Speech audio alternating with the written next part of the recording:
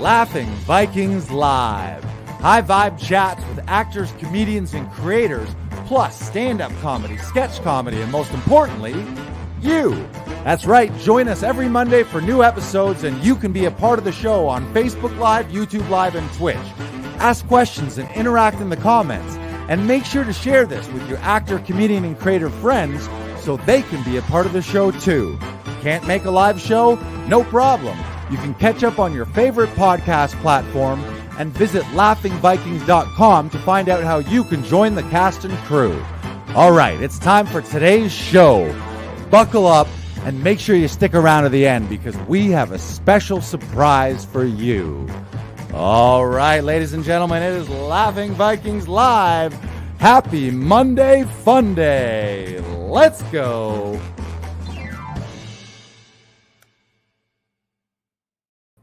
Good evening, BK Broiler. Good evening, Joe Lars Larson. Good to see you. Good to see you. And how are you doing on this fine Wednesday evening? I'm doing great. We had a handful of sessions today at the Stewed. We got a handful tonight after the podcast. I had a great boxing and kickboxing workout back at 9 rounds here in Toronto as well. So I'm feeling good, man. Feeling good. And we got a doozy of an episode today. I think it's going to be one of my favorite episodes because we're going to be talking about the 5 audition self-sabotage sins that all actors make. And the reason I could talk about this is I have made every one of them multiple times. And like all of us, I'm a work in progress.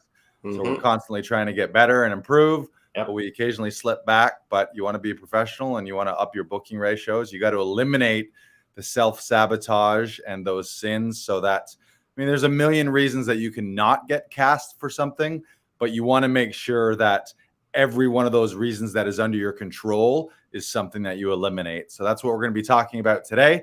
The 5 self-sabotage audition sins.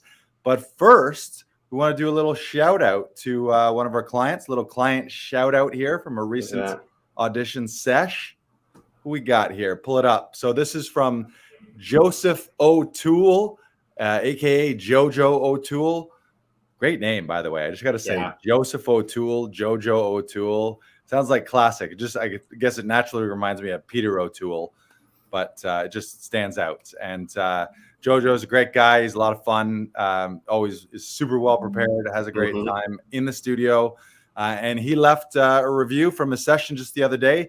He said, last-minute auditions can be stressful, but the Laughing Vikings crew rally around the material to put your best takes forward. Lars is my go-to guy, but Brandon also really impressed me with his professionalism, tactics, text analysis, and character building. Would highly recommend them for your next session. 5 stars. Count them, 5 stars. Man, we get a lot of 5-star reviews. I think maybe only one person gave us a 4-star. I think we're like 97% 5-star, and then one person just gave a 4-star. The Russian judge, as they say. The Russian judge is always harder on us. You had that session the other day with Jojo. How'd that go? That was a lot of fun. We found a lot of really cool things that we pulled from the text, and it was a very interesting character that we were able to find. And it was a ton of fun. As you said, Jojo is very, very well prepared. He came in with a ton of props and had all these makeup brushes and stuff like that. And it was a really fun experience working with him. It was incredibly fun, and we laughed, we joked. It was a great time. Yeah, he's great. He's also like just has that perfect amount of I don't give a fuck attitude where he doesn't have a self filter. He's not bashful about making some strong, sometimes wild choices. And then I always find he's got like this little mischievous twinkle in his eye all the time, like where you're like, you don't know what he's going to do. Like mystery and secret, or mischief is what Tom would call those. lot of guideposts 12 and 13 for those Todorofians that are with us week in, week out. So shout out to JoJo. And we want to talk a little bit about Comedy Alley. We got some shows coming up this weekend. That's right. So listeners, Lars, why don't you tell me what's going on June 3rd here at Comedy Alley? Well, Brandon, it's funny that you ask because listeners and viewers in the Toronto area, you can join us for a night of fun with friends in our intimate outdoor venue starring pro comedians as seen on Netflix, Just for Laughs, Crave, CBC, Hulu, HBO, all the streaming services. This Friday, June 3rd, you can see Monty Scott.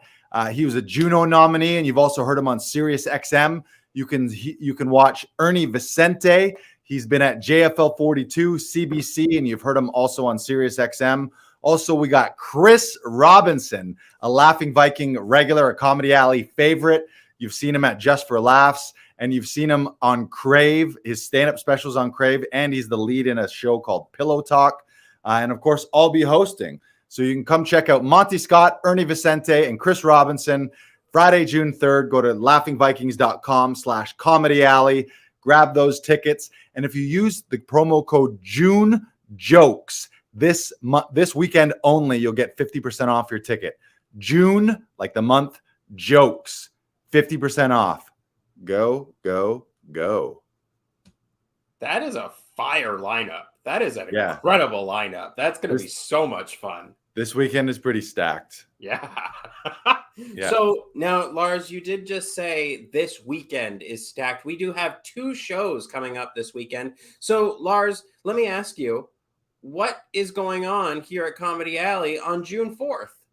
That's right, Brandon. We run shows every Friday and Saturday at 8 p.m. This Saturday, June 4th, you can come to Comedy Alley. Only 20 seats available, and you're going to see Garrett Jameson, who's been on Sirius. He's been on MTV Canada, and he's also been featured on the Comedy Network. Also, Jason Allen. He's been on JFL 42, Sirius XM, and he was a performer at the Edmonton Comedy Festival. We got Jeremy Dobsky, who you've seen on CBC and Vice. And we've also got Patrick Hakeem, who you've seen at JFL 42 and Zoo Fest. And of course, I will be hosting. Again, only 20 tickets available for all these shows. Intimate venue.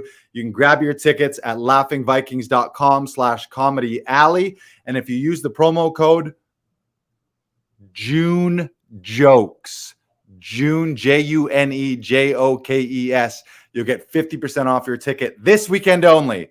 This weekend only. Use JUNEJOKES. Grab 50% off tickets. These lineups are fire. It's going to be an incredible weekend here in the alley. I'm looking forward to it. These are stacked lineups. Every weekend is stacked, though. So it's like when I say this, it's really this weekend isn't any better than any other weekend. It's just every time I look at a lineup, I'm like, oh, shit, this is a great lineup. I will say this. The way I do want to point this out. We have a very male-heavy weekend here, which is something that we're going to correct in some of the upcoming weeks. We do aim to make sure that we've got a diverse lineup, male, female, all different races, colors, diversities, preferences across the board. And for those wondering, they're like, how did he put just, why so guy-heavy? What we do is we do an email blast to all the pro comics who I work with, including male, female, and all across the diversity board. And they actually book themselves. So it's not like I went through this and was like, what are the 7 or 8 guys I want to book this weekend? So if you were wondering that, or if you're a female in the audience member looking to see yourself on stage and be represented, just know that in future shows, we got a lot more female comedians coming up. And we do strive to have a wide range of diverse acts here. So it's something that we're working on. So before you get mad at me, know that we're doing things to correct that. And it's a little random too. So when we send out those blasts, I don't nitpick about the lineups. They just book themselves for the lineups. And the luck of the draw is we got 7 hilarious dudes this weekend. Now, Lars, we got up to something this weekend. We went to go see a show. Ooh, yeah. We I went must to do go that. see Boy Falls from the Sky. We were lucky enough to snag tickets for the very last show on the Sunday. So Lars, what did you think of the show? Well, first of all, for a little context, it's a one-man show by Jake Epstein, who's a Canadian actor. Back in the day, he was in Degrassi. He's been on Suits, and he's also been on Designated Survivor. But he also played the lead in Spider-Man on Broadway, and he originated the character of Carole King's husband in what's the musical called? Beautiful, the Carole King musical. So just the guy has an illustrious TV and film career and just a ridiculous Broadway resume. He's been an actor since he was a kid. And then what he did is he put together all his personal stories about the come up of being an actor on stage and on film, about all the struggles, the ups and the downs, and just the roller coaster career. And he put that into an 80-minute one-man show. So I thought it was incredible. I thought he was amazing. Clearly, he's a super pro to be able to do the things that he can do. He sings, he dances, he plays the guitar in the show. Being a lead on Broadway, obviously he's been doing 8 shows a week for many, many years. I just thought it had everything. When we train with Tom, he talks about infusing your performances with all the guideposts and vocal variation and viewpoints. And you watch Jake, and he never made a false move.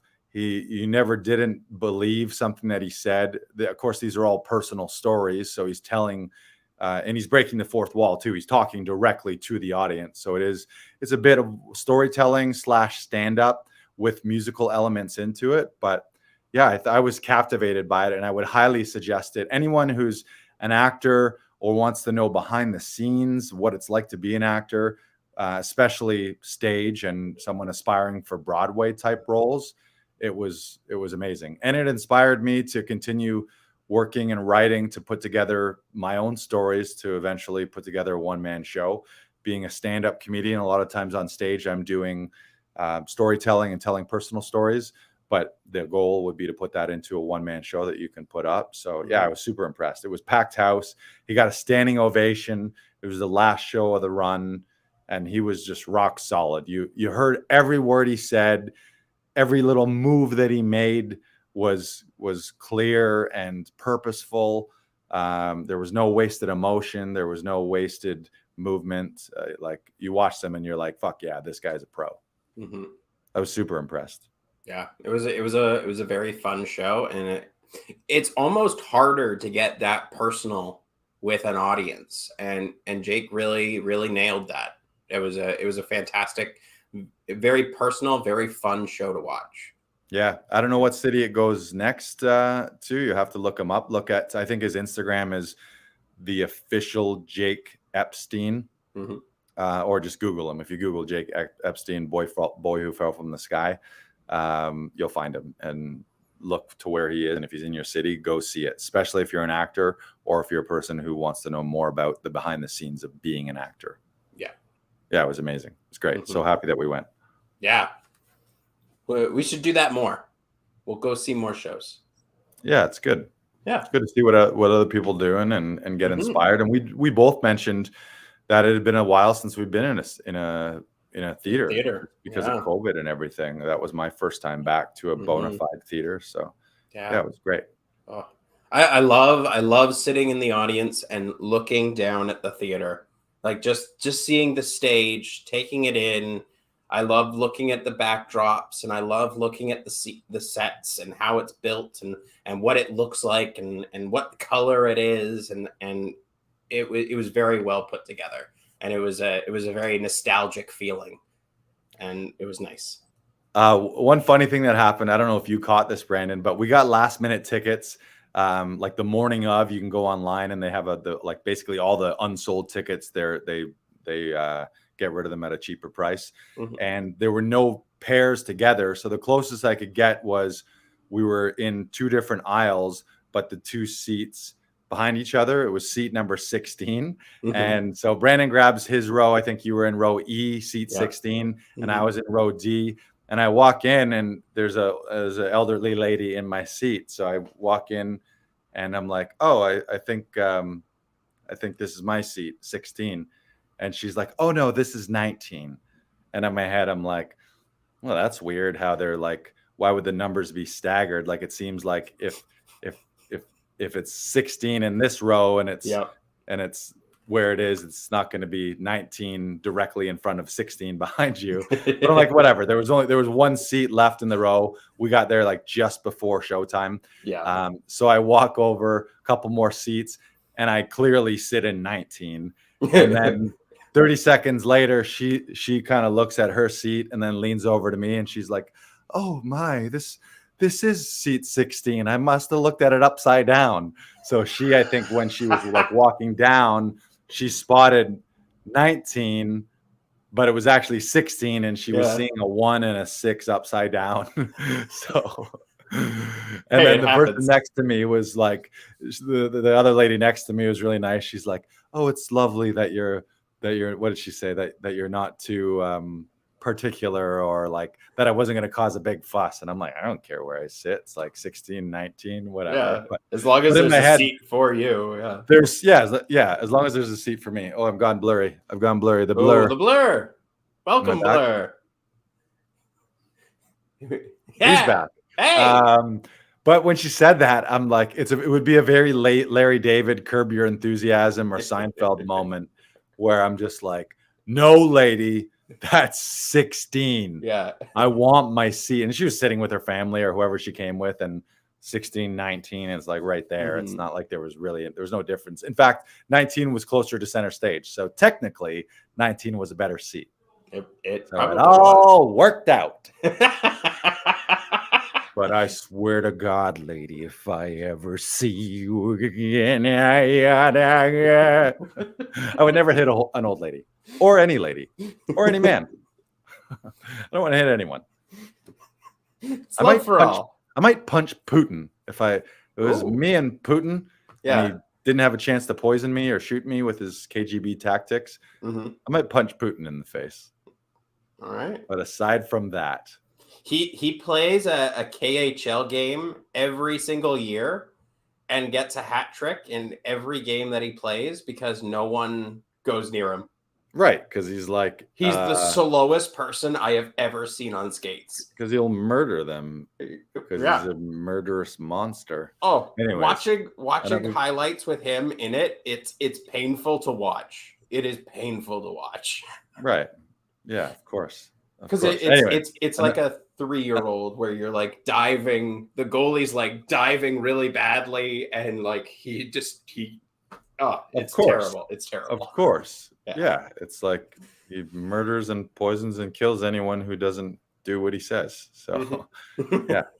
I mean, it's all ridiculous. So okay, so let's get into the topic at hand today. Yeah, so we're going to talk about the 5 audition self-sabotage sins that actors make. We've all made these. Sometimes we continue to make these. But really the overall lesson or the goal here is there's a million reasons why you might not get cast. And you want to make sure that your performance and things that are under your control aren't those reasons, so that you get yourself as close to 100 out of 100 as far as what you feel about your audition, and then let the chips fall where they may. If you don't get it, you don't get it, but you're not thinking, did I not get it because of this, this, and this, which are all things that I could have controlled. So keep that in mind today. Just look at these 5 audition sins. Chime in the comments if these are things that you've done. Feel free to share with us. If you think of any others, I'm sure there's more than the 5 that we have. In fact, I think I have a bonus one. So stick around for the bonus one. I'm going to unleash a bonus sin at the end. So number 1 is, you want to bring it up here? Number 1 is probably the biggest that everyone is guilty of, is just lack of preparation. Yep. And someone, you might be lamenting right now, oh, Lars, how can I prepare? We get these last minute. That's just the nature of the game. So you got to release that from your vocabulary and your mindset. Just the idea of, oh, I don't have much time, just can't be a thing that you worry about. What you need to worry about is from the time you get it to the time you record your audition, that you use as much of that time as possible to prep. And also the other mindset change is, instead of bitching and moaning about, oh, I don't have enough time, they never give me enough time, if only I had more time. Everyone's getting that amount of time. It's the nature of the beast. So instead of complaining about casting or production and wishing and hoping that they give you more time, what if instead you thought, hey, maybe I can be the guy that saves the fucking day. I can be the guy that steps up and solves their problem by delivering a great performance, even though nobody had a lot of time. Because you got to remember, everyone got it last minute. Nobody has a bunch of time. So if you get these 3 scenes, 9-10 pagers, and you're like freaking out over it, instead of thinking that, think of it as an opportunity and say, oh, this is a short deadline, which means 90% of actors either aren't going to get it in time and they'll miss a deadline, or they're not going to be prepared enough, so they're going to have shitty tapes.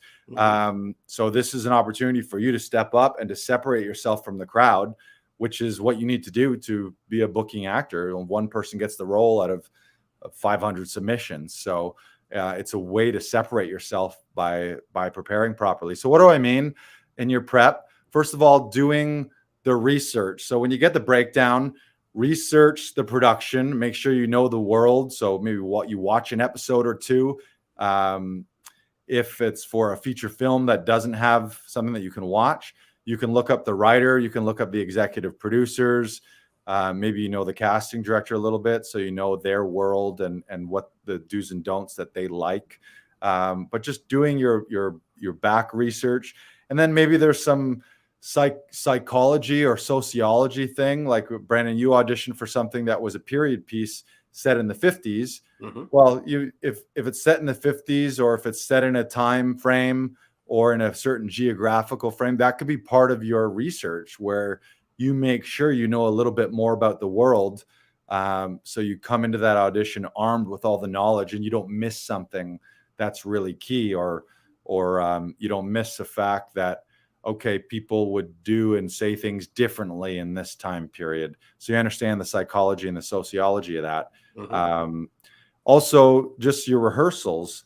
That means, are you rehearsing it? Are you auditioning? Are you just coming in cold and attempting to do a cold read without knowing your lines? I mean, having your lines down pat, that's just something that right away is going to separate you from the pack. So we always talk about doing it 100 times, 200 times, 250 times. Have you said it every different way and learned your lines and learn the scenes, not in a way where you're locked into one delivery or one cadence or one intonation, but just, you know it so well inside and out that you can do it 10 different ways and 10 different timings, and it's all in your body. That rehearsal time. And so what does that mean? It's like, ideally, in a perfect world, you get the breakdown and then you immediately book your session. If it's with us, you literally get your email from the agent, look at it. When's it due? Okay, it's due Thursday at 4.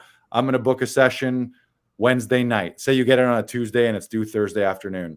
Always better to get it in a little earlier than waiting for the deadline. And we'll talk about deadlines a little later. But then so you got it booked, and you know, okay, I got 2 days or 48 hours, or maybe you only got the one night and you're going to do it the next morning. Then the key is spend as much time as possible. So right away, like, clear your schedule. Ideally, you're in a situation where you can just drop everything and go into actor mode. Now, I know a lot of people, of course, you have families, you have work obligations. So you just got to figure out a way to carve that time out. And if you're having trouble with that, it's like Tom says, love takes time, love makes time. So if you really love acting and you're really aspiring towards this, you can't continue to give yourself the excuse, oh, work, especially if it's a work job that you don't even like anyways, and you're only doing it to make a few bucks to support your acting. Don't put your side job or your Joe job or your side hustle ahead of acting every single time. Like, that's a huge self-sabotage thing, where it's the fucking role of a lifetime, could change your life, lead in a series, lead in a feature, or a big, massive national commercial campaign. And then you're like, oh, I can't do it because I got to do a waiter shift. It's like, you know how many waiter shifts there are? Worst case scenario, if it's a life-changing role, quit that job and get a new one the next day. Maybe it's not that easy, but you know what I'm saying? It's like you at some point you got to prioritize. If you have these huge lofty goals of being a leading player and having a career as an actor, you're going to have to make some sacrifices, and you don't want acting and auditions to be that sacrifice. They have to come first. Anything else you want to say about research and rehearsals? Yeah, for me, prep reminds me of a story that my grandmother used to tell me, and it was a story about my great uncle who was a fantastic hockey player, a fantastic defenseman. He could skate. He was smart. He made great first passes. But the thing that he didn't like doing is he didn't like going to practice. He didn't like practicing. He didn't like developing those skills. And that's what ultimately ended his hockey career. And he never made it into the NHL. He could have, if he had really applied himself, he could have, but he didn't. Right. And so I'm always constantly reminding myself of that story whenever I'm saying to myself, oh, I don't want to do that. I don't know if I want to go into a rehearsal right now. It's been a long day. Okay, well, I have something to do. Do I want to practice it? Do I love it? Yes. Do it. Do it now. Do it now before you lose the motivation. Because it takes 5 seconds to lose that motivation and turn on the TV or turn on Netflix or find something on YouTube. And then you're in sort of a binge bender sort of thing. And you struggle to get out of that because now you're in this vegetative state. You're there. You just want to relax. So don't do it. Go practice, have fun, rehearse, do the thing that you love, and you will be rewarded for that. Rehearsals this is something I've been working on for the last little while. Rehearsals are playtime, and you don't want to get into performance mode, or you don't want to make choices that inform your performance. One, it gets boring. Your rehearsal will get boring if you decide, okay, this is how I want to perform it. This is how I want to say it. This is how I want to do it. And that's it. You're limiting yourself. Play with it. How does that line change when you're singing the line? How does that line change when you have a different inflection? Or how does the line change when you use a different operative word? Like, find those choices. Don't limit yourself. The more you play and the more you find, the more you will love the material and the more that will seep through when you do your audition. I promise you. I promise you that. Yeah, I love what you said about the athlete comparison, because if you look at top athletes, look at Michael Jordan, you look at Kobe, they were the first ones in the gym and the last ones in the gym after the game. And there is some work, and every actor knows this. You always who doesn't have the thought or have had the feeling after an audition where an idea pops up and you're like, shit, that would have been great. I should have done that. Those come from time, and often they come from sleeping on a role too. So it's about battling procrastination and discipline. It really is discipline is what it is, and not resting on your laurels that, I can say words in a pinch. I can do a cold read, which also is a skill in a pinch. You got to be able to do that as well. But I don't think relying on a cold read shouldn't replace your upfront work. So it's get one of those clickers and just decide, you know what, I'm going to put in the reps like at the gym. You go to the gym and okay, I'm going to do 3 sets of 20 and this is the weight that it's going to be. And then I'm going to do 4 sets of 12 of this exercise. And you go in ahead of time as that being your workout and that being your non-negotiable. And if you do that with your rehearsals and with your sides, you're just going to feel better and you're going to feel way more competent. There's going to be that self-satisfaction of you knowing that you did your best or as close to your best. And the other challenge is we all have this procrastination devil on our shoulder. And that is the self-sabotage that comes through where you find other things to do or you put it off. And I've done this recently. And And I think part of beating that procrastination is connecting to your why. What do you really want? If you're really hyper connected on a daily basis to your long-term goals of being a lead in a show, being a lead in a feature, having shows built around you, being a lead in a theater show, when you get that big opportunity, you're immediately going to jump on it and you're going to say, okay, why do I want this? Why am I rehearsing? It's because there's this big pie in the sky, big goal that I want. And that takes work, not like, oh, well, I'll do that tomorrow. So it's about reconnecting to why you want it. And also know that 90% of the people are not putting in enough work. And I think it's an epidemic of lack of prep across the board and lack of work. So if you do that work ahead of time, you're just going to be loosey-goosey, and you're going to uncover all those hidden gems and those creative little stones where you're like, oh, if I hadn't have spent that extra time and spent a few days on it when I had, like, I've had auditions where I had a whole week. I get it on a Monday and it's due next Monday, and I don't start working on it till like the weekend instead of starting on it right away. And then maybe you get it in early. Instead, it's like you have 4 days and you get it in early. So it's like you're going to have a killer audition and you're one of the first ones to be seen by casting, which is going to signal to them, this guy really cares. This guy really worked hard. This guy really wanted it. And we'll talk more about deadlines in a minute. The other thing is wardrobe. If you're leaving things to last minute, or if you're being lazy with wardrobe, if it's a scene where you're a lawyer and you're just wearing a shabby t-shirt and your hair's all messed up, it's like, you don't look like that guy. Like, you do not look like that guy. So, you hope that people have some creativity in casting, and obviously there's a wardrobe department, but you got to look the part, and first impressions are lasting. People see you before they hear you. So Tom always mentions your wardrobe speaks before you, your lighting and your background, your setup speaks before you. So do you look like a professional right off the bat?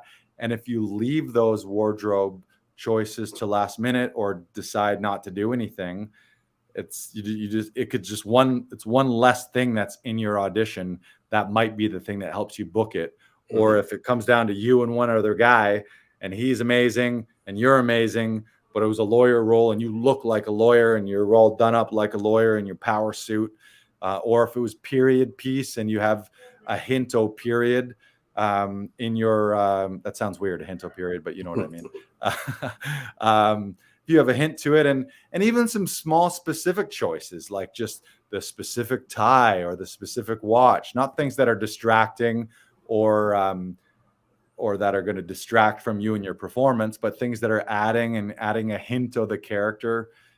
Those things can separate you where people just see that and you're like, fuck, that's the guy. Like, you did a great one today where was a period piece and you dressed the part, your hair was the part, the character, you were wearing what a character like that would be. You don't have to nail it. Like, you know, if it's a like the example is if you're a knight in shining armor, you don't need a metal suit to be wearing. But it's like you want to have a hint of, like, is there some sweater or is there something that gives the hint of that world, for example. So be specific about that and put in the extra time. And I feel like, again, that's love makes time, love takes time, and just the little extra work. And think of it from a producer or a casting. If you were producing your own short or your own film and you see an actor who puts that little extra effort into their wardrobe and actually shows up looking like the guy might look on the day, you can't help but make a mental note of that. And you can't help but see this guy as like, oh, that's the guy. Not, okay, that could be the guy if he shaved his scruff and combed his hair and took off his tracksuit and put on a regular suit. Like, that doesn't work. And the other thing is doing a warm up. Like, and again, I'm guilty of this. Is I've woken up in the morning and just gone off and done them, and I didn't do a body warm up or a floor vocal warm up. Getting your voice and getting your face and getting your muscles, getting in your body. Even if it's just doing some quick vocal warm up, some breath work, some roll downs, just even like waking your body up a bit, stretching, like getting your face and your resonators, like a little bit of your tongue, like a little bit of this and a little bit of this, like all those little things that you do in a voice class. If you've taken any of those, make up your own, take your favorites of those things and put a little 15-minute workout warm up beforehand. I don't think you should ever go into an audition without doing that. And I notice it big time. I don't know if you've like, say in Tom's workshop, if you're working and you don't do the vocal warm up, you feel a little discombobulated and your voice isn't there. Your articulation isn't there. You got kind of fuzzy mouth where you're chewing on words or tripping on words. Your body and your nervous system isn't quite reactive because you're just not in it. So ignoring that is huge. I think that's a huge sin. So if you look at those, lack of prep, doing the research, doing a shit ton of rehearsal, and how much time, take as much time as you think you have. Like, you use it all. The more time you use, the more you're going to get better. Think about a Broadway run. They have 6 months to they got rehearsals, and then they're on Broadway doing it 8 shows a week. And in their head, they're aiming to peak by that last show, the final weekend, which means they're still figuring it out and still working on it. So it's like, if someone's spending 6 months or 9 months on a Broadway role to get it to where they want by final show, well, are you using that 48 hours or the 72 hours of the week that you got to its fullest ability, so that at the end of it, when you tape it, you can wash your hands of it and just be like, I don't know what else I could have done. I put in my best. Like, that's the best of me right now. Cast me or don't cast me, but I know you're not going to cast me because that wasn't my best. That's the mentality that you want every audition. All right, number two, the audition self-sabotage sin of bad tech. If you got shitty lighting, shitty sound, crappy backdrop, poor framing in frame, you don't have your eye lines worked out, and the editing is crappy and choppy. Again, it's first impressions. And you're in a professional business where at top level, people are spending money to go to audition studios, and they're spending money on gear. Like, you don't need to spend thousands, but you got to have your shit looking professional.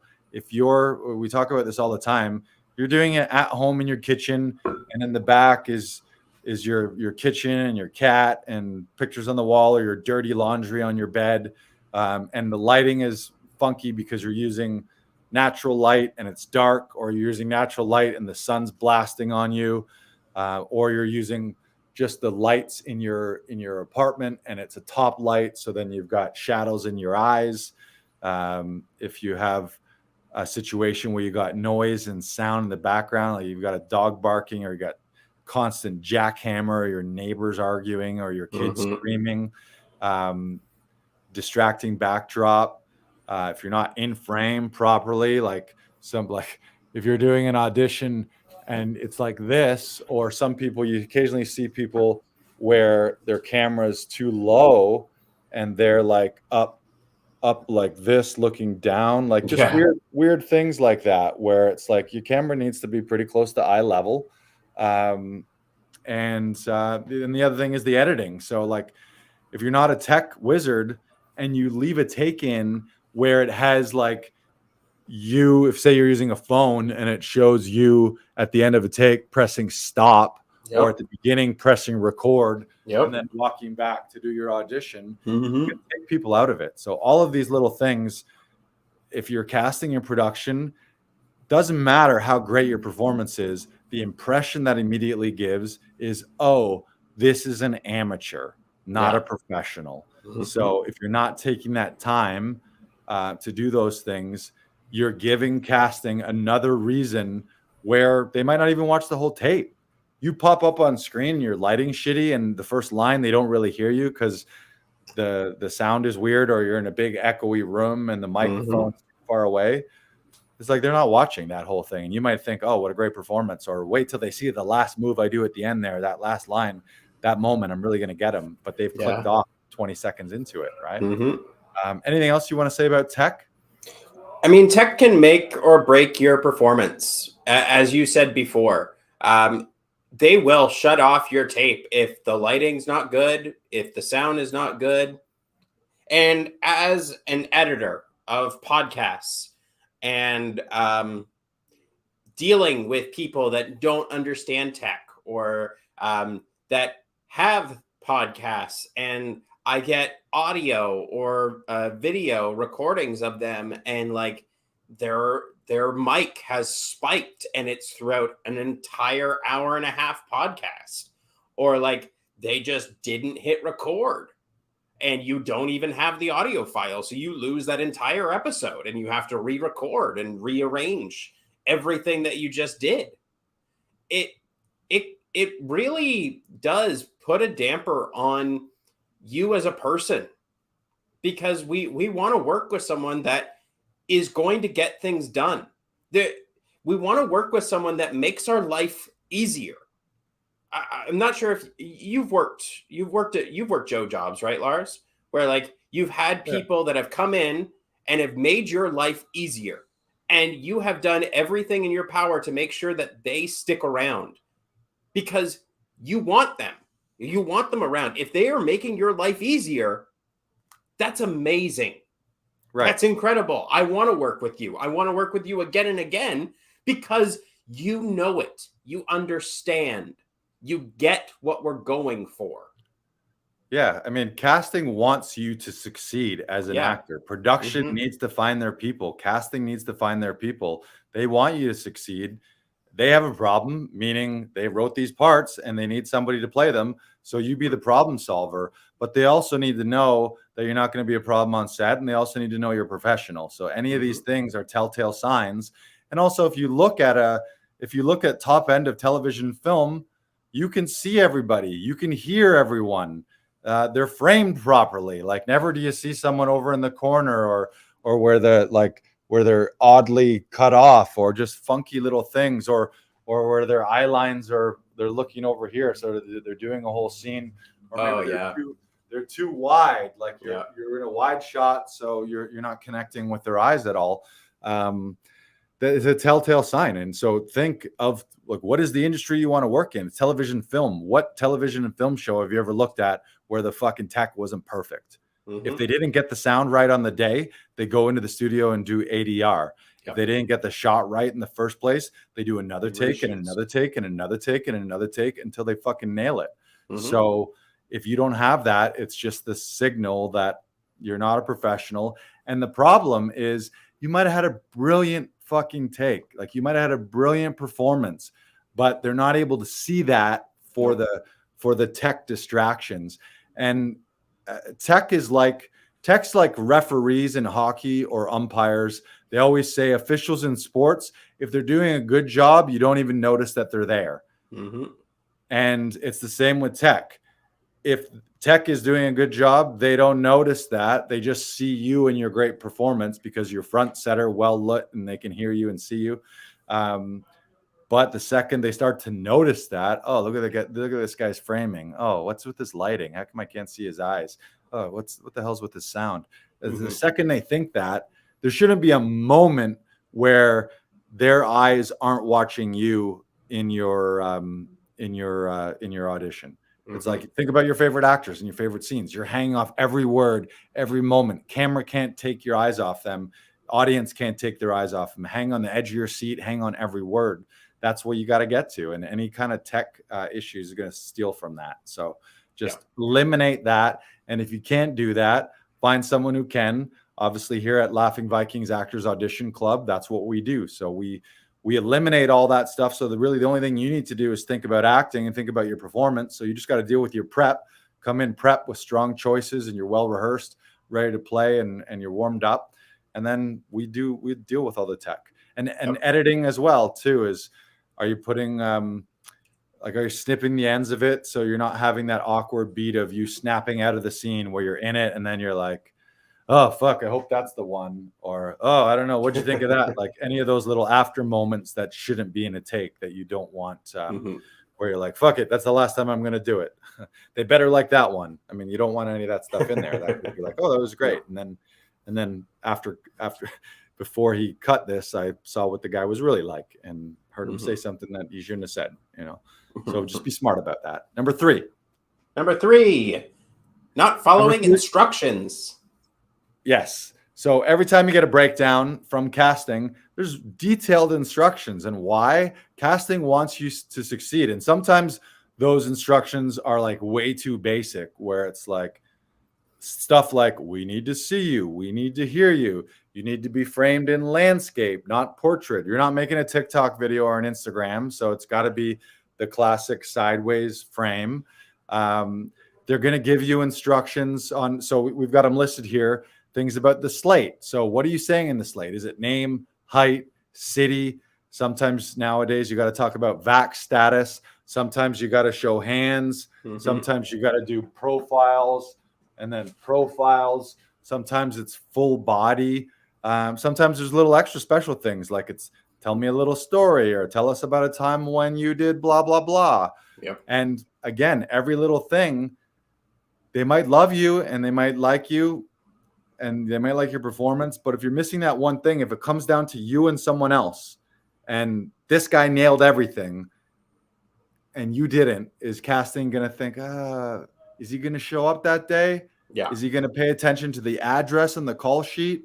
Is he going to fuck up the time on the call sheet and come late? Like all of those things. Don't give them a reason to doubt your competence or your intelligence or your ability to follow instructions. It's like at a certain point, and I'm sure casting is able to use that as a weed out tool to just be like, oh, well, this person didn't say what we needed in the slate, so we'll put them in the B pile right away.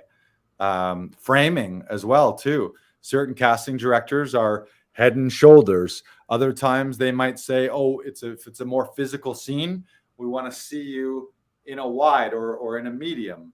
Or there might be a combo of both, where they want one scene done in a close-up or a medium close, head and shoulders, and they want the physical scene, maybe it's a dance scene or a little bit of fight choreo. They want that in a wide. Same with framing in a slate. Number of takes. Sometimes they're like, give us your best few. Sometimes they're one take only. So if you're the guy who gave them 3 takes when they said, give us your best take, yeah, they can snip it and send it to casting. But do you want to give casting extra work to put you forward for the job of your life, like your dream role? Make it easy for them. Little directions too. You might get directions on tone or the comedic tone, or this is to be play this dead serious or play this deadpan. I know, especially in commercial auditions, they give you a lot of directions on how you want to play it.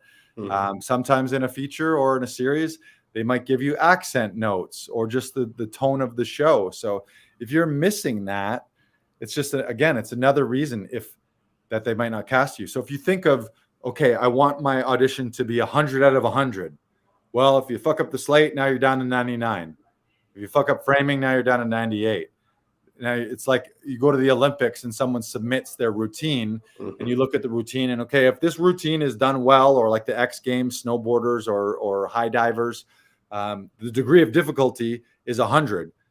And then everything that they fuck up takes from that and they end up with an 85 because they didn't do a bunch of things. They didn't execute. So figure out where's your 100 and then make sure that you execute on all those things so that you're putting your best foot forward. And then again, editing. Things like, do they want a front slate or they want a tail slate? Do they want separate files for the slate and all of the takes?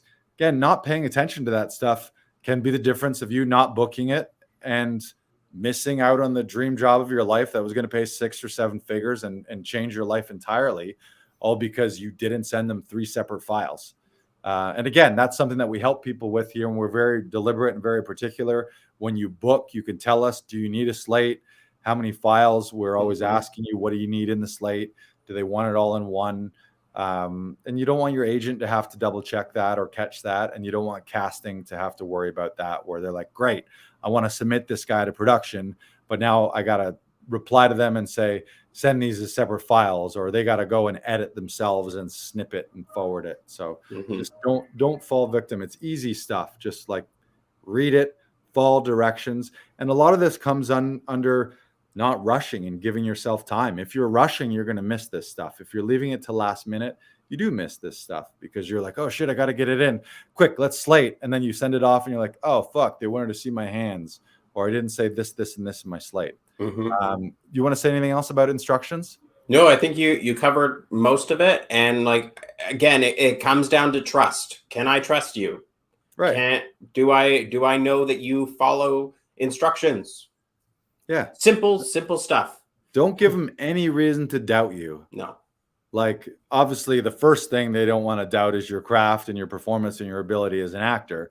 But if that's amazing and then all these other things are fucked up, they're going to be like, oh, I would love to cast this guy, but is he going to make me look like an idiot on the day? Is he not following instructions? If they send him sides the morning of that are rewrites, is he not going to get them? Is he not going to show up? Like, all of these things, right? Is he going to miss an address and not show up for his COVID test? Is he going to miss a wardrobe fitting? Like, all of those things, it's a high pressure, and you're replaceable. Hate to say it, but unless you're an A-list star, you're entirely replaceable because there's 500 other people that submitted for the role. So there's at least a short list of 5 or 10 other people where it could have gone any way between you and them. So don't give them any other reason to replace you. Yeah. Number 4 is just missing deadlines or cutting it too close. And it's the bane of every actor's existence that it is a last minute industry. Everything moves quick. You get it. Sometimes you get it on the same day. You get something from your agent early in the morning and it's like, this is due this tonight, or this is due tomorrow morning. And aim to get it in early.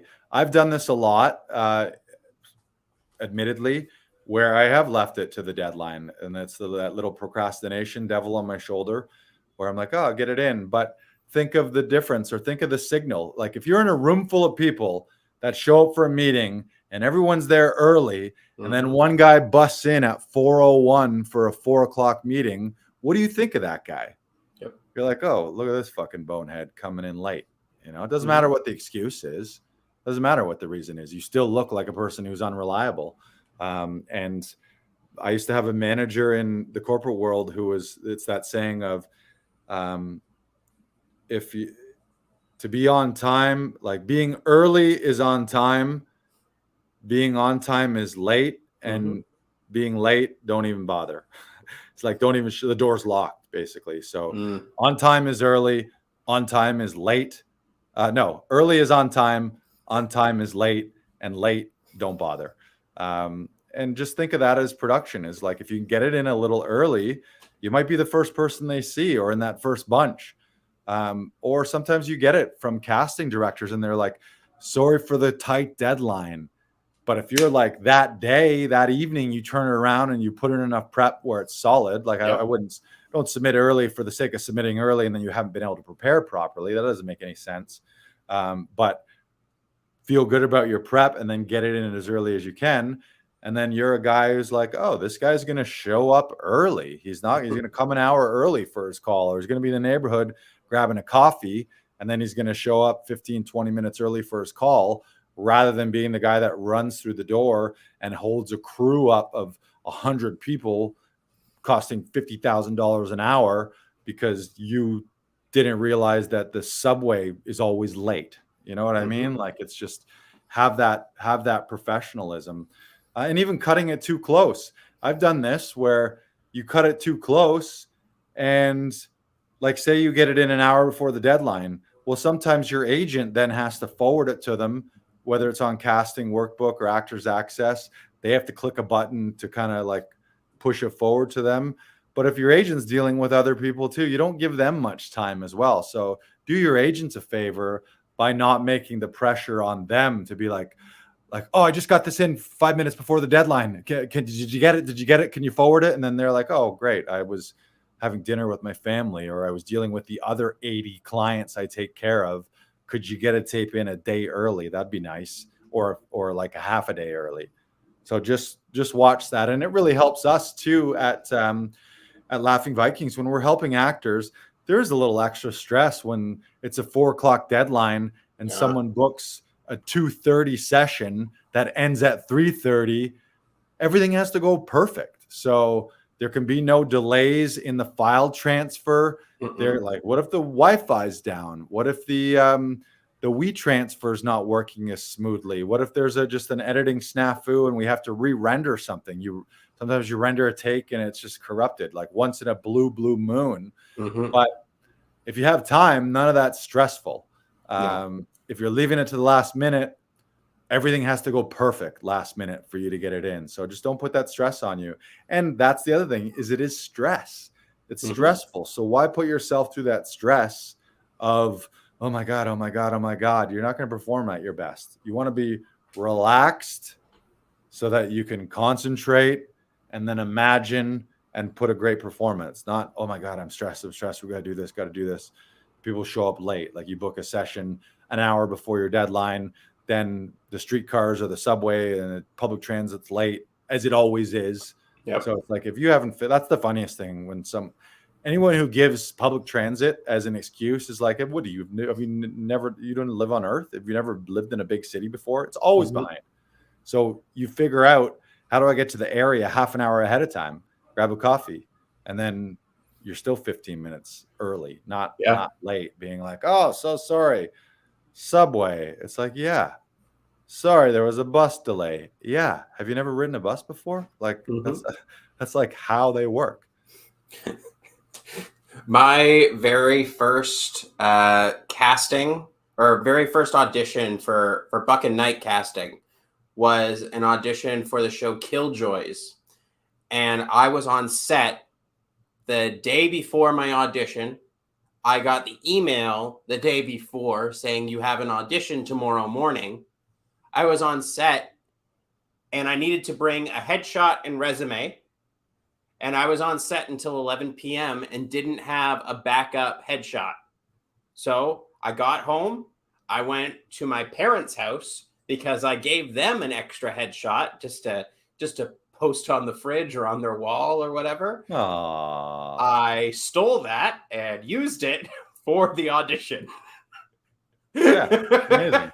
That's what you need to do in this business. Sometimes you need to steal the headshot that you gifted your parents so that you have a headshot for that audition early in the morning the next day. Yeah, when you really want something, you fight and you go get it. You do whatever it takes. You don't complain and be like, "Oh, well, I don't have time."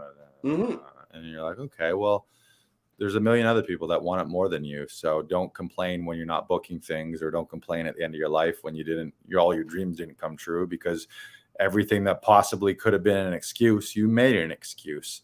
So this, again, go back to your why. Do you really want this? And then also just realize how competitive this field is.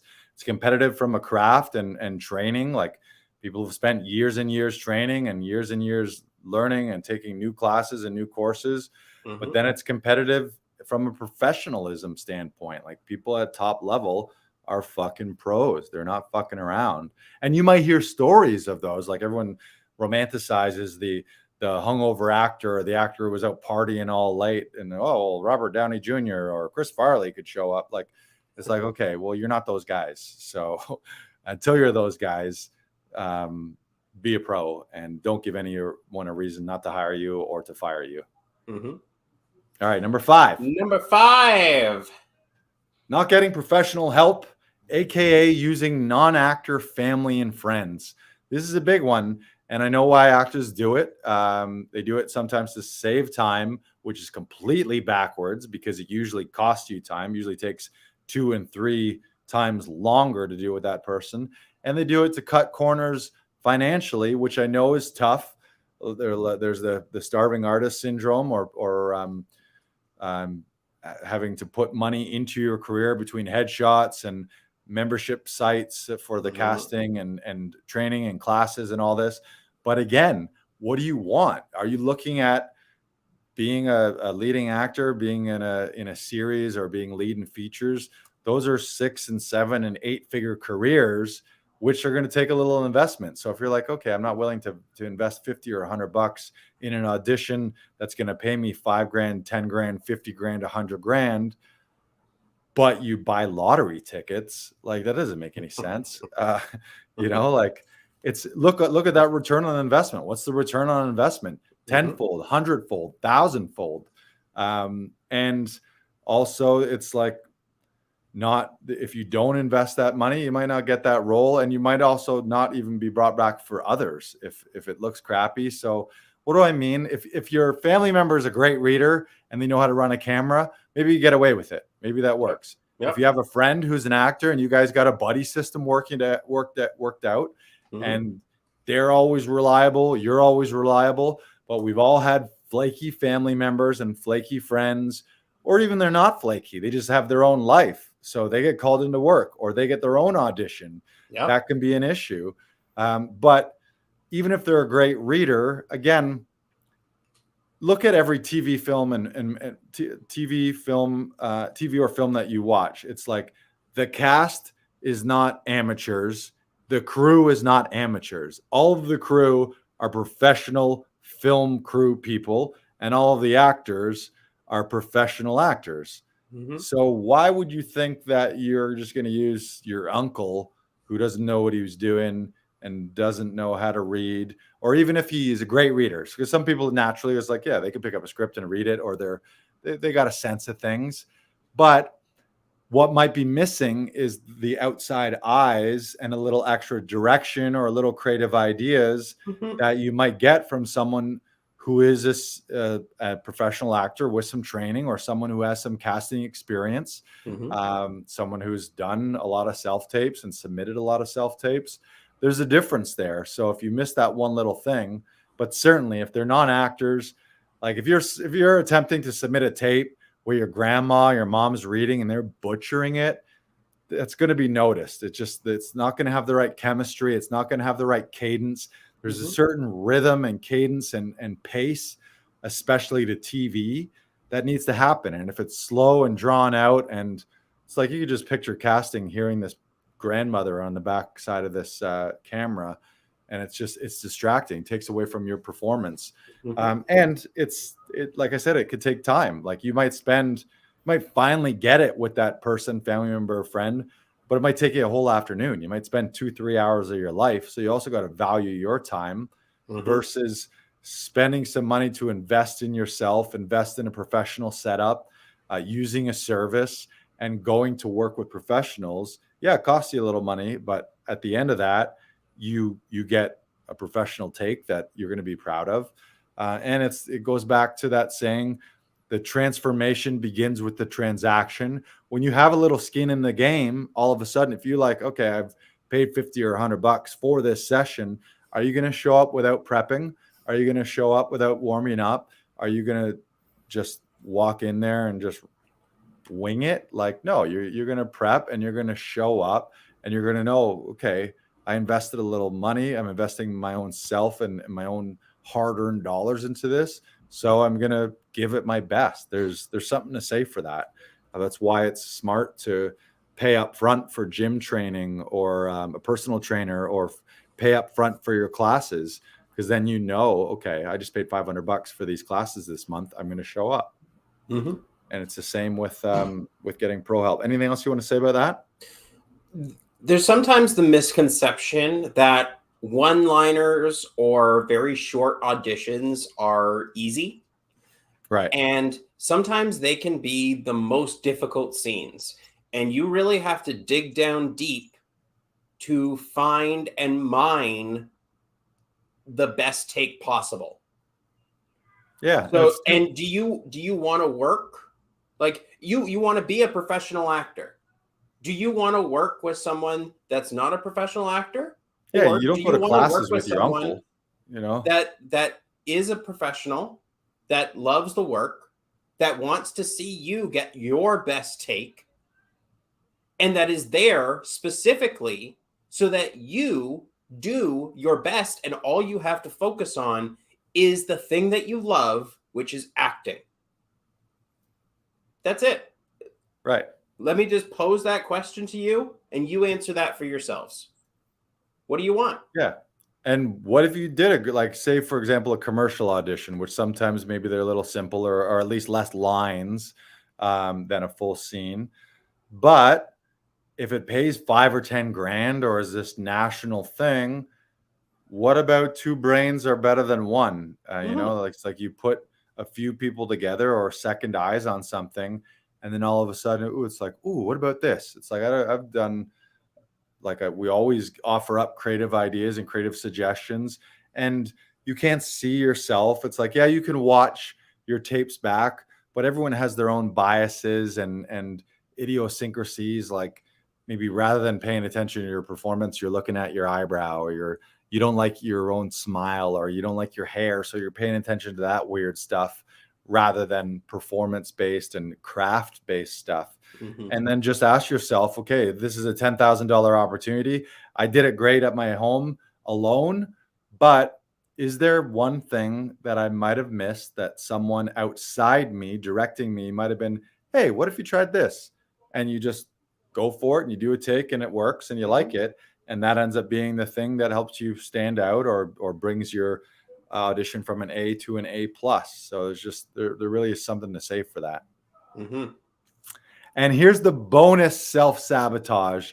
I'm going to say the bonus self-sabotage is health and or energy management. So again, we sort of touched on it. There's the romantic notion of actors partying or going out drinking or not getting sleep, or not eating properly. If you're doing any of those things and then you got a morning audition and you've been out partying all night, or you've been out with other actors drinking and carrying on, and of course we've all done that, like to have a good life and like to party it up, but you got to prioritize. There's some times where you need to say no to things. If you have a big audition, maybe you're saying no to all your actor friends who are deciding to go out after a show and they're going to have a bender till 2 or 3 a.m. And there's also that weird notion of like, oh, well, it works for my character. I mean, does it? Would you show up hungover and or drunk on set because your character is that kind of guy? Like, if you're a dirtbag guy, do you show up drunk and you haven't slept and you've been using substances all night long? It's like, it's called it's that famous thing. Who was it? I think was it Dustin Hoffman and Laurence Olivier? Yeah. Dustin Hoffman wasn't sleeping. Dustin Hoffman. Yeah. Was that Chariots of Fire? Was that what it is? Or which was it? I forget which movie it was, but he wasn't sleeping. He was like, oh, I'm supposed to be all wired and all strung out. So he wasn't sleeping. So he's all fucked up. And I think Sir Laurence Olivier was like, it's called acting. Why don't you try it? It's like, you don't need to do all that stuff. And even if you think you do, it's going to have its toll long-term. And at some point along the line, it's going to cost you a job, or someone smells something on your breath or realizes you're doing something that's unprofessional. And they're like, maybe this guy is a liability. We maybe shouldn't have him back. So just don't sabotage yourself by not eating healthy, by not exercising, by not sleeping, and by using substances or not using substances. Take care of yourself. Your body and your voice is your instrument. So you should think of that. It's like, what happens when your body's all fucked up and your voice is all fucked up and you haven't been taking care of yourself? Well, how are you going to be able to do that? You know, how are you going to be able to act at some point? And so take care of yourself. Okay, so I think we're going to be wrapping up soon, but you wanted to bring up something, Lars? Yeah, we got some really discouraging and heartbreaking news a few episodes ago. I forget what episode it was, but beloved actor Mark Rainmaker, who is an actor, stuntman, martial artist, amazing guy, always super positive, super inspirational, super motivational. A few episodes ago, we gave him a shout out because he was hospitalized for something very serious. He was in the hospital for cancer, and I had the lucky stroke of getting to spend an hour or two with him in the hospital, which was one of the most profound experiences of my life, to be able to talk with him, because he was so strong and so positive. I felt like I could have paid him $300 an hour as a life coach. There's pearl of wisdom he was dropping. And unfortunately, he passed away on late Sunday night or early Monday morning. He was 60 days in the hospital from the time he was diagnosed. He had gone through a regimen of chemo, and the cancer wasn't responding to the chemo. And at the same time, his body was breaking down, and his body just couldn't take it anymore. So he had made a Facebook post, sort of his last video, letting everyone know. And the amazing thing is, throughout the 60 days this guy was in the hospital, he spent so much of his time on social media sharing messages, and not just for sympathy and oh poor me, but he was putting out messages of hope and inspiration and motivation, and just putting other people and other people's lives ahead of his, even though he was currently in the fight of his life. So it was just such a lesson in how to live, and also, unfortunately, in how to die, and how to be grateful for every day that you have, even up to the last few days. Like, I think he would always be like day 57, day 56. And there was posts on like day 56, 57. Today's a great day. I woke up today. I'm going to take advantage of it. The world is my oyster. Be grateful. Love your family, all these things. And by day 60, he was gone, unfortunately. So, yeah, shout out to Mark Rainmaker. Yeah, what a wicked guy, man. Yeah, it's tough. It's tough to see someone go when you're like, something in you with certain people, you're like, okay, yeah, I know, I get that people die, and I get that people get sick and die, but I thought, and I even said it in the podcast, if I was ever going to bet on someone to beat something, I would have bet on him. But sometimes it's just not in the cards, and clearly his time is up to go move on to whatever else he's gone on to in the universe now. And I believe that his love and light and spirit and whatever the next iteration of our lives, it's, and he even said it in his one of his final posts, where he was like, my body has failed, but my body is not me. And he even, like, one of the last things he said was, like, he's literally dying, and knowing basically the announcement was saying, they're releasing me from the hospital. There's nothing more they can do for me. I'm going home to palliative care with my family. I don't know that he ever did get home, but that was the plan. It was like, we can't do anything else to help you. Go home and be comfortable, spend time with your family. But he even said at one point, he was like, don't let my body's failure discourage your fight. And I'm like, holy shit, man. Like, this guy's facing his own mortality on his deathbed, and he's still having the presence and love to say, hey, if you're out there struggling and fighting right now, keep fighting. Don't let my death or my downfall or my body's death discourage your fight. So it was just like, yeah, it was amazing. Yeah, I'm so grateful to have known him when he was alive. I'm so grateful for the lesson that he gave us, because it's like, I think that's a true test of character, is when the chips are down and when your back's up against the wall, how do you respond, and how do you fight? And goddamn, that guy fought like a fucking champ. Like, 3 days before he died, he's out on the roof singing Superman and smile on his face, making people laugh, making his doctors and his nurses laugh. Just like, what a fucking rock star. So Mark Rainmaker, we love you. Peace and love to you. Rest in power, warrior king. Thank you, everyone, for joining us this week. Live your life to the fullest. Don't give anyone any way not to trust you. You can do this. Keep fighting. Yeah, and be grateful for every day that you do have. Yeah. And have a reverence for life. Because none of us knows, and tomorrow isn't guaranteed. We all want to live till we're 80, 90, 100, 100 and whatever, but none of that is guaranteed. The only thing that's guaranteed is right now, today. So wake up, do your best today, and hopefully tomorrow is a better day, but be grateful for the time that you have and make the most of it. We love you. Have a fantastic week. Goodbye, goodbye, goodbye.